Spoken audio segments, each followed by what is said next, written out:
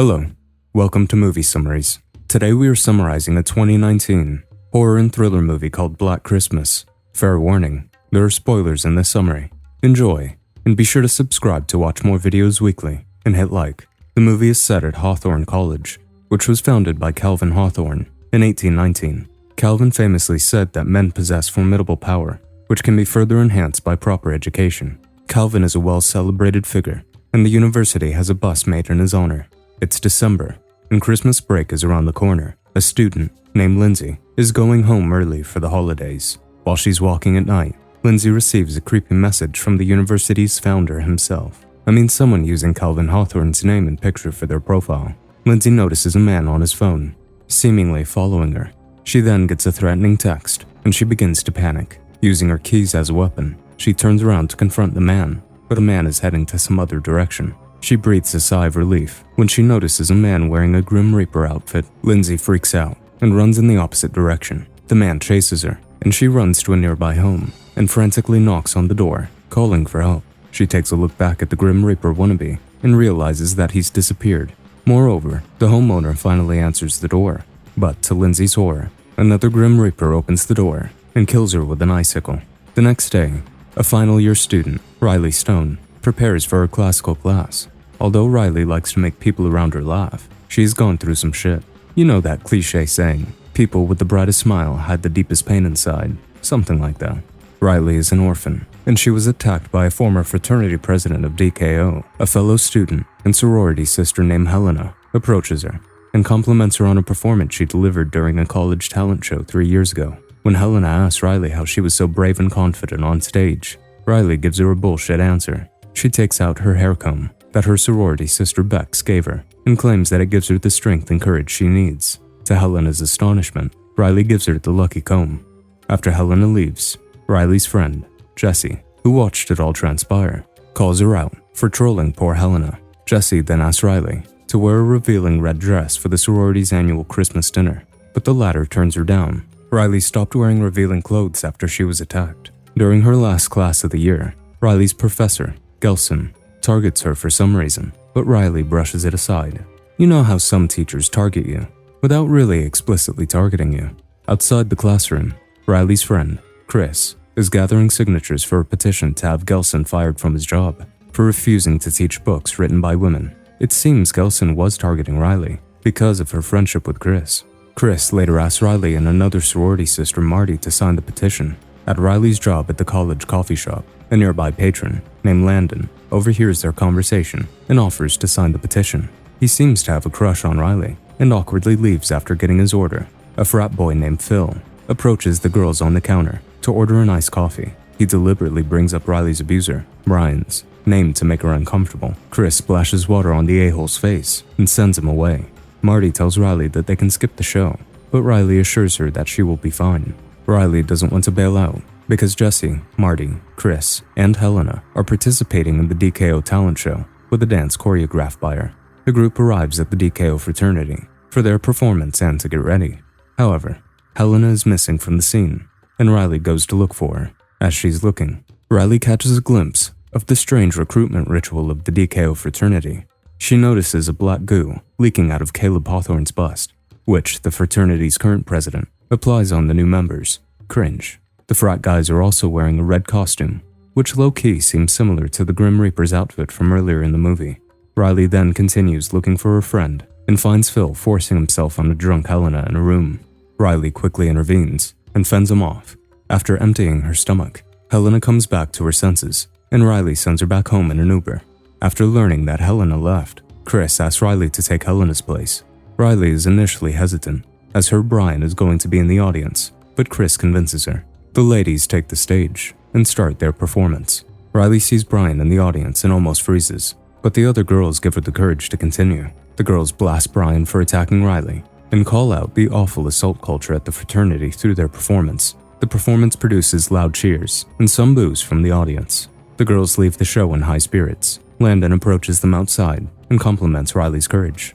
Chris then invites him to join them for drinks, and Riley uses the opportunity to bond with Landon and invites him to the orphans' dinner. Meanwhile, back at the MKE house, Helena receives a creepy message from the same person that texted Lindsey before she was killed. Helena panics and looks outside her room, but she doesn't notice anyone. She again locks herself in her room, not noticing the masked figure behind her. It's over for her. The next day, the girls find some of their stuff missing. Riley notices the black substance she noticed at the DKO house on her cat, Claudette, and speculates that someone from the DKO was at their sorority home. However, Chris brushes her concerns aside, and the friends go to get their Christmas tree. Meanwhile, sorority sister Fran is alone at the home and is killed by the masked man. At the Christmas tree farm, Riley receives a message from the Calvin Hawthorne account, but she decides to ignore it. She also receives a worried call from Helena's mother, who tells her that Helena has not returned home yet. After returning to the house, Riley checks Helena's room just to make sure that she left the sorority house. Oddly, Riley finds Helena's window open. With Lindsey and Helena still not home, Riley gets worried and suggests alerting the campus security, but the other girls convince her against it. However, Riley still feels that something's wrong and goes out for a walk to distract herself. Outside, she receives 2 more creepy yet frightening messages from Hawthorne's account. Sensing that someone has been watching her, she freaks out and runs into the administrative building, where she runs into Landon. Landon is pleased to see her, but she suspects that he could be the one sending her the crazy DMs. However, Landon tells her that he doesn't use social media due to privacy concerns. Riley becomes increasingly worried and decides to report Helena missing. She also tells the campus security about the creepy text she's been receiving, but they seem apathetic and gaslight Riley instead. After a lot of back and forth, the campus guard finally agrees to give the DKO frat house a visit with her. However, they find the frat house locked, and the guard speculates that Helena is probably with her boyfriend somewhere. He tells Riley to get back to him if Helena doesn't come home by tomorrow. What a useless piece of crap. Riley decides to peek inside the frat house, hoping to find Helena when she encounters Gelson. He startles her, dropping his files in the process. Riley helps him collect his documents and notices a list of MKE girls along with the papers he dropped. When Gelson asks her what she was doing, Riley makes an excuse that she was looking for her comb. Gelson offers to take her inside while trying the 100 keys that Phil had given him to open the frat house. Gelson brings up the video of the girl's performance that Chris posted online and reminds Riley about the legal repercussions of publicly leveling accusations against someone. He finally opens the door, but Riley decides against going inside with him. Back at the sorority house, Riley confronts Chris about the unedited video she posted online, where Riley calls Brian out. She also brings up the messed up DMs she has been receiving lately. To her astonishment, Marty reveals that she too has been receiving strange DMs from someone. Fed up of Chris and Riley fighting, Jessie goes to the attic to get the Christmas lights. However, there, she gets attacked by the masked man. Meanwhile, seeing Riley, Chris, and Marty go back and forth about the frat boy, Marty's boyfriend Nate loses it and gets into an argument with her. He implies that the girls deserved the DMs after the stunt they pulled the other day on stage. Enraged, Marty kicks him out of the house. The girls then receive threatening messages from Calvin. Fed up, Chris challenges the person behind the account to show up. The killer accepts the challenge, and arrows start flying into their house before the bow-wielding killer himself shows up.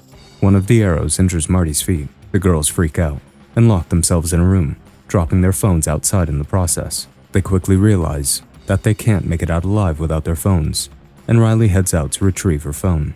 Meanwhile, Chris goes to the attic to warn Jessie about the killer. However, to her horror, she finds Jessie's dead body upstairs. Riley manages to hide from the killer, but suddenly, Nate returns to the sorority house to apologize to Marty for his words. He finds Riley, who asks him for his car keys after telling him about the killer. Nate tosses her the car keys and challenges the killer to show himself. Oh, what an idiot. The killer shows up and kills Nate in the blink of a second. These people really need to stop summoning the killer. The killer then tries to attack Riley, but she grabs Nate's car keys and attacks him back. Chris and Marty arrive and reunite with Riley. Enough hugging. How about call 911 ASAP? As Riley proceeds to unmask the killer, the 2 other masked men show up. Marty attacks one of the masked men with a hammer, but he blocks her attack and wounds her with the hammer. This gives Riley and Chris enough time to run and hide in the kitchen. The killer looks for them in the kitchen, but he doesn't find them. When the killer leaves, Chris gets out of hiding, but only to realize that the killer is still in the kitchen. He tries to kill her, but Riley and Chris team up to fight the masked man. They turn on the lights and realize that they are covered in black goo instead of blood.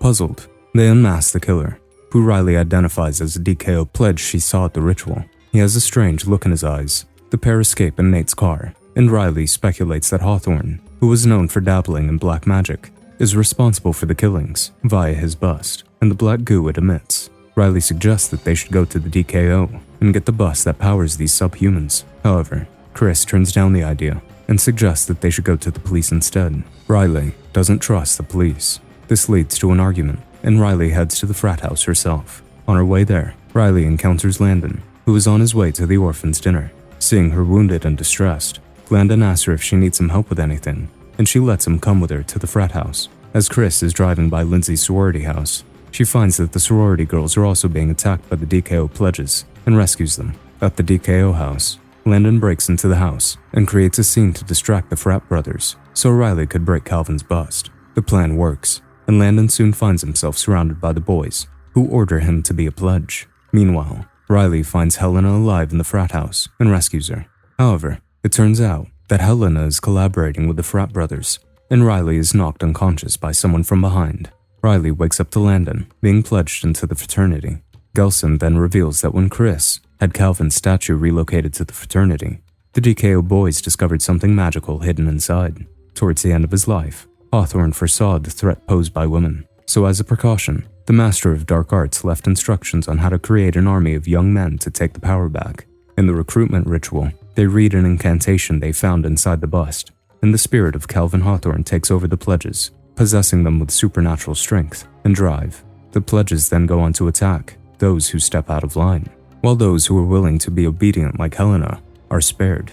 Helena asks Riley to join her and reveals that she compiled the list of the girls who were revolting against the men. Shocked, Riley calls her a traitor. To scare Riley into obedience, one of the pledges murders Helena, despite her willingness to comply. Riley finally agrees to bow to them, but when the frat boys start celebrating, Riley grabs her comb and attacks Brian with it. The pledge quickly subdues her, and Gelson and others turn the other way as the pledge proceeds to kill her. However, Chris and Lindsey's surviving sorority sisters show up and attack the pledge dead with an arrow.